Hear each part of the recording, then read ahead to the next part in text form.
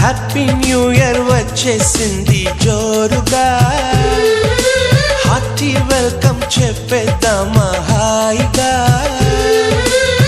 కొత్త కొత్త ఊహల్లో తెలిపోటిగా, మనసులోని ఆశల్ని పంచుకో బ్రదర్.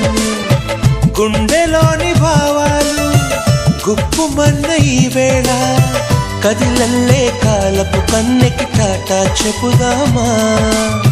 జనవరితో అడుగులు వేస్తూ ముందుకి పోదామా.